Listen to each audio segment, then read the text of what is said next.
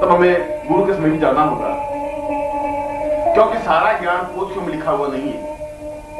और अगर ज्ञान पोथियों में लिखा हुआ भी है तो पुस्तकें उस ज्ञान का विवेचन नहीं कर सकती, समझा नहीं सकती, हृदय में उतार नहीं सकती। उस हृदय में उतारने के लिए गुरु की आवश्यकता है। जब गुरु समझा सके कि इस पंक्ति का, इस तत्व का, इस धारणा का अर्थ क्या है। यदि हमें शंकराचार्य को समझना होगा तो शंकराचार्य के ग्रंथ हमें नहीं समझा सकते। शंकर भाष्य हमें पूर्ण ज्ञान, पूर्ण चिंतन नहीं दे सकता। इसके लिए गुरु की जरूरत है। कैसे गुरु की जरूरत है?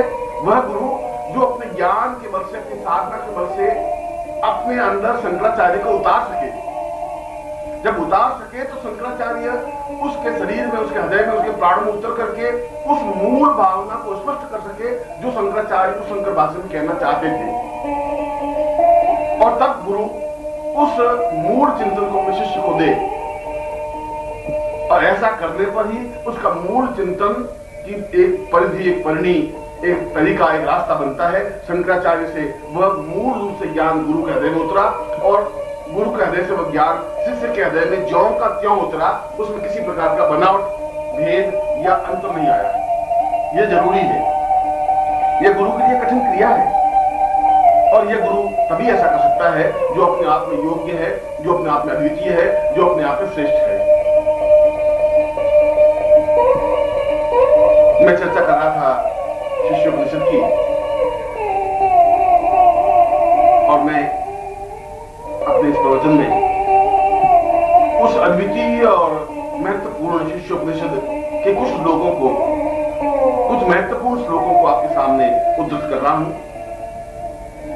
जो कि उस शिष्योपनिषद का मंथन है, सारभूत चिंतन है, जो बहुत श्रेष्ठतम श्लोक है।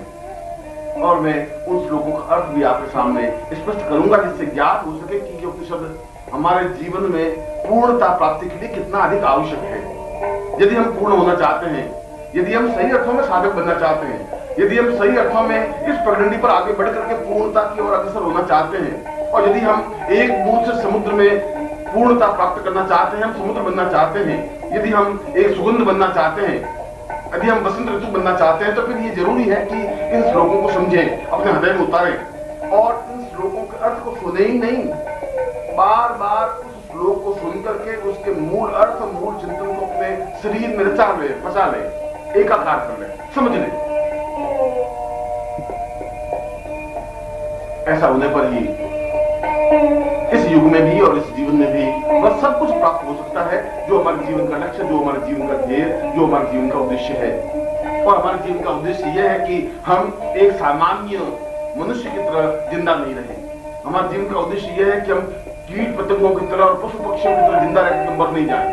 हमारे जीवन का उद्देश्य है कि यदि हम उस भारतवर्ष में पैदा हुए हैं, यदि हम विश्व में पैदा हुए हैं, ब्रह्मांड के एक भाग हैं, तो हम उस ज्ञान और चिंतन को प्राप्त कर लें जो ज्ञान हमारे पूर्वजों की खाती है।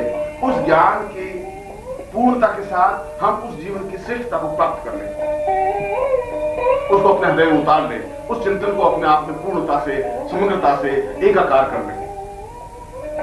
इसीलिए इन सारे श्लोकों को पढ़े, सुने, अपने हृदय में उतारें, और फिर चिंतन करें कि क्या हम इस श्लोक के अनुरूप बन सके हैं, क्या श्लोक में जो भावना दी है वैसे हम हैं।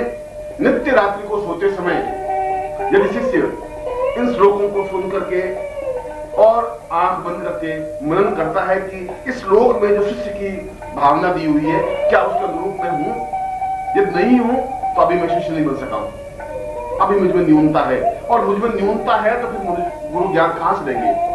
यदि मेरी झोली फटी हुई है तो गुरु देंगे भी तो वह तो निकल जाएगा, फिर दोष मेरा ही है, फिर गुरु का तो कोई दोष नहीं है, फिर पात्रता में न्यूनता मेरी है।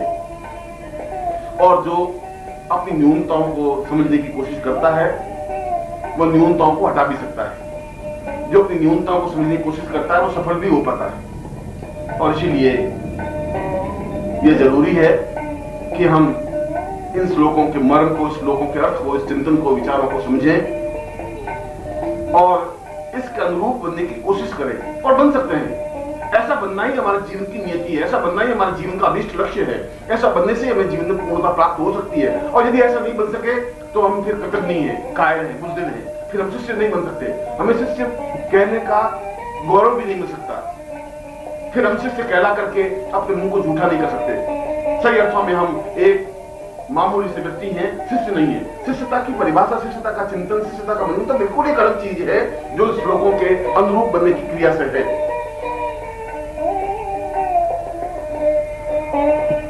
मैं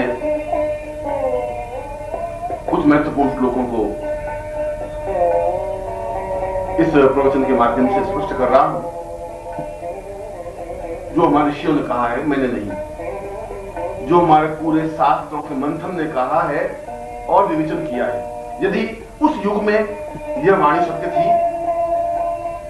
यदि ब्राह्मण काल में यह वाणी सत्य थी, यदि रामायण महाभारत काल में यह वाणी सत्य थी, और यदि शंकराचार्य ने इस शिष्योपनिषद को अपने जीवन में उतारने का प्रयास किया और कहा कि शिष्योपनिषद को एक धार्मिक ग्रंथ की तरह अपने जीवन में उतारना चाहिए, तभी हम ज्ञान में पूर्णता प्राप्त कर सकते हैं। और उस समय अगर ये वाणी सत्य थी तो आज के युग में भी ये वाणी सत्य है।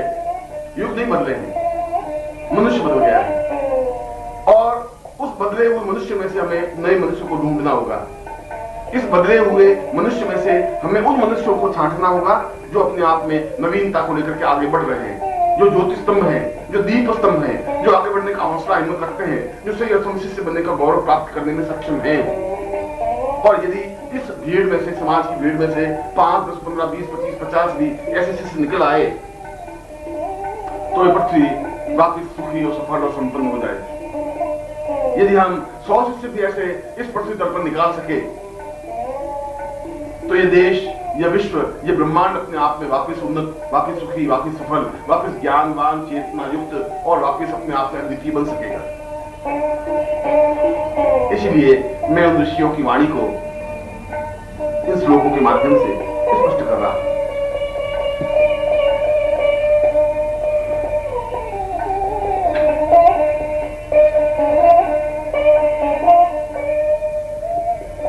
शिष्यो वतंसं परमेव तुल्यं गुरुर्वै गृहीत्वं मम भावनेत्रम् चिन्त्यं विचिन्त्यं हृदयं सदान्ये देहो प्रपन्नं वदनं प्रपन्नम्।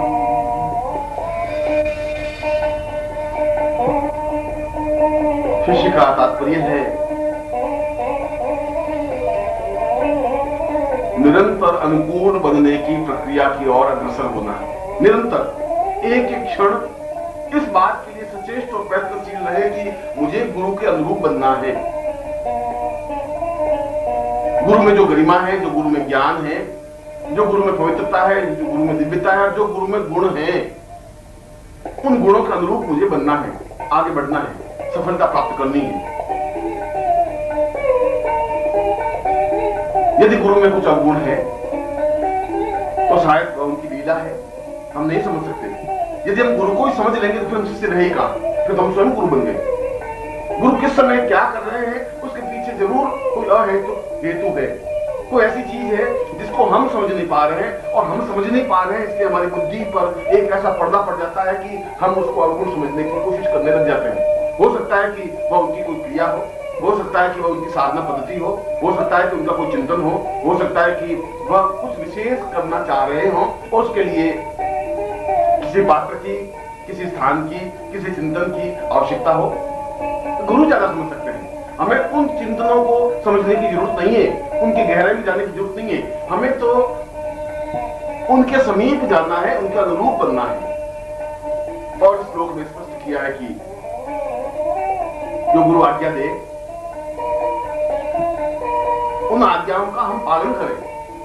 आज्ञा का पालन करना, एकमात्र आज्ञा का पालन करना, केवल आज्ञा का पालन करना ही शिष्य का परम कर्तव्य है।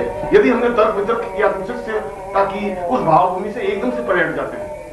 जब गुरु कोई शब्द कहता है तो बहुत सोच समझ करके कहता है, क्योंकि उनका कोई भी शब्द अपने आप में मिथ्या नहीं होता।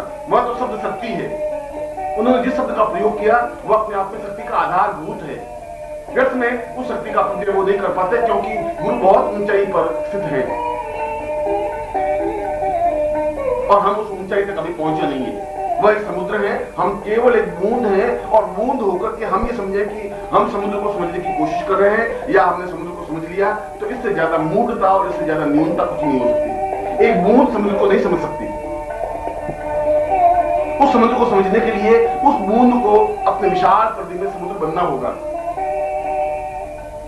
इसलिए जो समुद्र आज्ञा दे, बूंद को पालन करना जरूरी है। और यदि बूंद समुद्र बनना चाहे तो फिर बूंद को अपने आप को विसर्जित करके समुद्र में एकाकार होना होगा।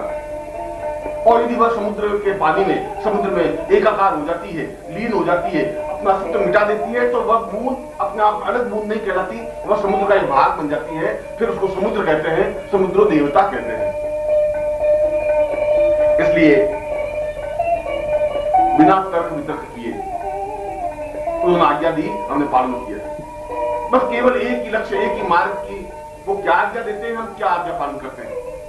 यदि हमने वापस पलट करके जवाब दिया तो उसी क्षण से हमारी शिष्टता की न्यूनता प्रारंभ होगी, और जिस क्षण से शिष्टता की न्यूनता प्रारंभ हो गई उस समय मनुष्यता से भी नीचे गिर गए। फिर न मनुष्य रहे न शिष्य रहे।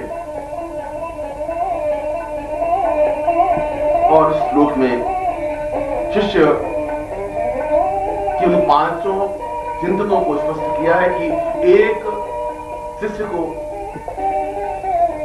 गुरु के नजदीक जाने के लिए प्रारंभिक इन 5 तत्वों पर तो निरंतर अमल करना ही चाहिए। हर क्षण ये बिंदु उनके सामने, उसके सामने स्पष्ट होने ही चाहिए शिष्य के सामने। पहला, गुरु उठे उससे पहले उठ जाए।